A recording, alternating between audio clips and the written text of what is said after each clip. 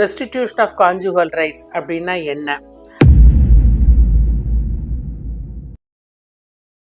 அதாவது பிரிந்திருக்கிற ஒரு ஸ்பவுஸ் இன்னொரு ஸ்பவுஸுக்கிட்ட தன்னோட சேர்ந்து வாழ சொல்லி, தன்னை சேர்த்து வைக்க சொல்லி நீதிமன்றத்தில் ஒரு மனு தாக்கல் செய்வாங்க.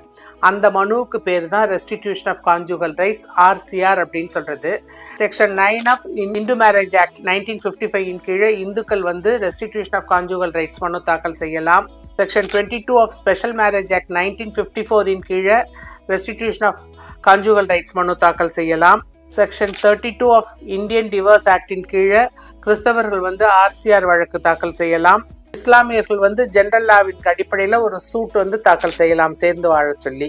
கணவனோ மனைவியோ 2 ஸ்பவுஸில் யாராவது ஒரு ஸ்பவுஸ் தாராளமாக ரெஸ்டிடியூஷன் கேட்டு மனு தாக்கல் செய்ய முடியும். Dear law students and padding advocates, நான் ரேணுகா திருவேங்கடம் வழக்கறிஞர். உங்களுக்கு இந்த வீடியோவில் ஏதாவது சந்தேகம் இருந்ததுன்னா நீங்கள் என்னை என் தொலைபேசியில் தொடர்பு கொண்டு கேளுங்கள். உங்கள் சந்தேகங்களுக்கு நான் பதில் சொல்கிறேன்.